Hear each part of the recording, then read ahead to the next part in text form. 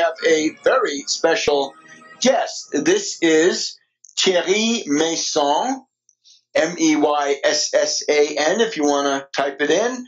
He is the leading personality of the Voltaire Network, the Réseau Voltaire. He's the organizer of the Axis of Peace Conference in Brussels 10 years ago this autumn. And he has been for quite a number of years now in the Middle East, in Lebanon, but in recent years, especially in Syria.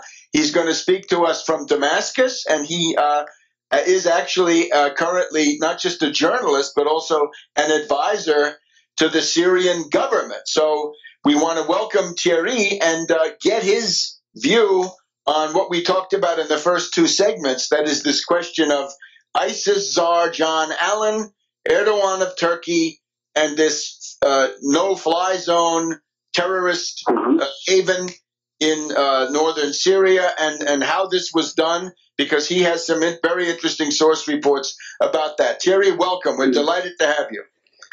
Hello, Webster. Yes, here in the Middle East, since 2 years, we have this separate negotiation with the US and Iran. And the 14th of July, I signed an agreement. Of course, there's a public agreement about nuclear issues with the 5+1 and Iran. But there is also a secret agreement between only the US and Iran about how they will manage together the Middle East. And according to the secret agreement, they will decrease the tension in Syria and also probably in Iraq, but sure in Syria. And of course, inside the Obama administration, some people who are opposed to the agreement with Iran are trying to sabotage this agreement, and especially, by the past, it was the same situation in 2012, during the first Geneva conference in June 2012. We signed a kind of peace, and immediately General Petraeus, General Allen, and Hillary Clinton sabotaged everything, and they restart the war with the French and Qatar. And right now, General Allen tried to restart again the war with Turkey. The idea of General Allen was to realize what we call the Alain Juppé and Robin Wright plan, which is the idea to create a new Afghanistan inside Iraq and inside the Syrian desert with Daesh, with the Islamic State, and in the north of Syria and in Iraq, the Kurdistan. But you have to understand that the Kurdish people is divided in two groups totally different. The Kurdish people in Turkey and in Syria, they are from the left side during the Cold War. They were supporting the Soviet, and they were supported by the Syrians. But the Kurdish from Iraq, they are linked to Israel. The Barzani family, they are members of the Mossad since the 50s, and they are always supporting the US. So, Thierry, let me just ask you now, are you talking about the Barzani government of that quasi-Kurdish state, or the PKK? The PKK is the left side in Turkey and Syria, and the Barzani family is the right side in Iraq only. And the two groups, they don't have the same language at all. But two different groups of Kurdish people. We said the Kurds, but in fact that's two different people. So the idea of General Allen was to create a Kurdistan in Iraq with a part of Syria and not in Turkey, but the main part of the Kurds, they are living in Turkey since 1,000 years. So the result of this idea was to restart the civil war inside Turkey. And you know that Mr. Erdogan began to bomb the PKK. Right. And he said he would also bomb Daesh, but in fact he did nothing against Islamic Inuit, only very, very few things. But for instance, 2 days ago, he made 159 bombing against the PKK and 0 bombing against Daesh. So when they said they are fighting against terrorism, they are absolutely not fighting against the Islamic Inuit, but only against the internal Kurdish opposition. That's all. And you have to know that Mr. Erdogan is now the main commander of the Islamic Inuit. In the Western press, you can read that some people are suspecting Turkey to support the Islamic Inuit, but that's not right at all. Inside Turkey, all the leaders of the opposition are saying that Mr. Erdogan is the head of Daesh. And for instance, in the last days, we have evidences that the people of Daesh who are wounded, they are transported by the Turkish secret services inside Turkey, and they are they receive some treatment in a secret hospital inside Turkey under the supervision of the daughter of Mr. Erdogan. And at the same time, to make money, Daesh is using first the traffic of drugs coming from Afghanistan, and 2, the oil they are taking inside Iraq and also inside Syria, but mainly in Iraq.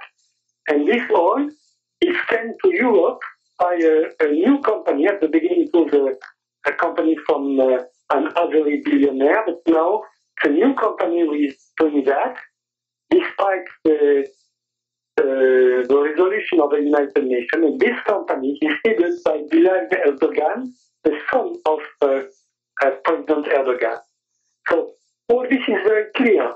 And we have also a lot of evidences of how Turkey is giving weapons to the Islamic Inuit. So this idea to have an Islamic Inuit, to have a non-governmental organization like that one, to make ethnic cleaning in Iraq, this idea was first in the secret treaty between France and Turkey in 2011. It was done by Alain Juppé for France and Ahmed Davutoglu for Turkey. That's why Turkey entered war against Libya and against Syria. And now they want to realize this, both this Semistan with Daesh and this fake Kurdistan with the Barzani family. Okay, we've just got a hard break coming up, and we'll be right back with Thierry Meyssan. This is an amazing insight. You won't hear this anywhere else. We'll be back in a minute. Welcome back to World Crisis Radio. We are still on the line with Thierry Meyssan of the Voltaire Network, the Réseau Voltaire. He is in Damascus, Syria, where he's been for a number of years. And he is, of course, an international journalist, published in Russia, in many, many other countries, and an advisor to the Syrian government. So Thierry is telling us, essentially, that the caliph, the head of ISIS, is not this Baghdadi that you see, but it's actually President Erdogan, of Turkey, and he is collaborating with General Allen, the ISIS czar here in Washington, to attempt to obviously to preserve ISIS and build it up. And there's two kids, as I reported before. The report I was giving is written up on the Réseau Voltaire website as well. That his son and daughter are also part of the support apparatus and money apparatus of ISIS. Thierry, please continue. Yes, as you said just now, al-Baghdadi, the caliph of the Islamic Emirate, is only a spokesman for this organization, and he was chosen because he is from the family of the Prophet Muhammad. But he is not the real head of the system. Behind him, you have two spokesmen who are belonging to the Turkish secret services and who are the real commanders in the fight. And inside the headquarters of Daesh, quite all the other officers are coming from the former Soviet Union, especially from Georgia, but also from Turkmenistan and other countries from former Georgia. And right now, when you are hearing the discussion between the officer of Daesh by talkie-walkie, by radio, they are talking together only in Russian. They don't talk together in Arabic, but in Russian or in Turkish. So this is very clear. All this was organized by Turkey at the beginning of the CIA, but now for Turkey himself.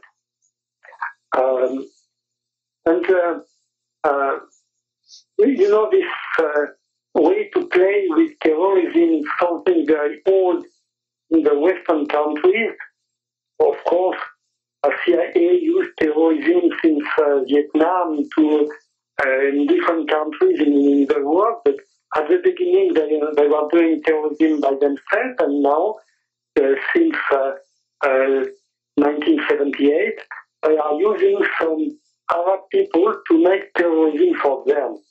So they use these people in Afghanistan, after that they use them in Bosnia, in Europe, in Bosnia, in Chechnya, and after that in Iraq, in Libya, and in Syria. But as the main leaders now of Daesh are coming from the former Soviet Union, we can understand that they will use next Daesh against Russia, probably in the Caucasus, of course. Thierry, let me ask. I want to ask you a couple of things that are specific. Do you detect an effort to direct Daesh, ISIS towards the east? In other words, is the future plan to have Daesh attack Iran or to go into Chechnya, or what are the targets that they're looking for in the near future? In fact, right now we don't know. The only things we know is that President Obama said he will withdraw Daesh from the Middle East. But probably he will send it in the Russian Caucasus.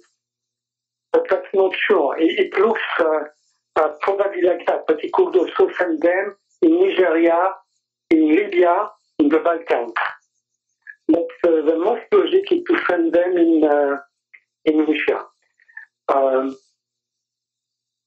Right now, we don't know how much people are fighting with Daesh. We have very different analysis of that. It's between 50,000 and 200,000 people. That's very big difference. There's people in Iraq, and most of them coming from outside, from other countries. At the beginning, they were fighting inside Syria with different names, the Free Syrian Army, the Al-Nusra Front, a lot of different names, but the same people who changed the name and who are now inside Daesh. And you have also with them some former officer of Saddam Hussein. And this is very important to understand because these officers were not people from the Ba'ath Party, but they were the officers that Saddam Hussein used against Syria in 1978 to 1982 to support the Muslim Brotherhood against the Syrian Republic.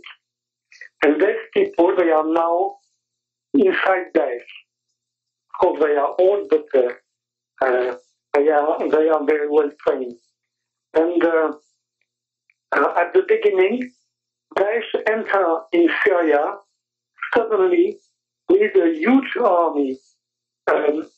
In May 2014, we were thinking that Daesh was only 800 people. But in July, when they attacked Iraq, they were more than 100,000 people. So 1,500. 1,500. No. 15,000. When they attacked Iraq, they were 50,000 people to attack Iraq. Okay, sounds like 50,000. Suddenly, they absorbed a lot of small groups who were fighting against the Syrian Republic to create this new terrorist organization. And the creation of this organization was decided in secret meetings in Amman, in Jordan, in May 2014. We have the copy of some records of these meetings.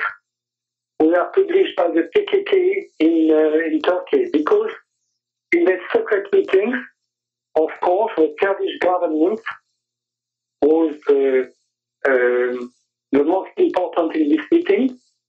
And you have also in this meeting the Barzani family with the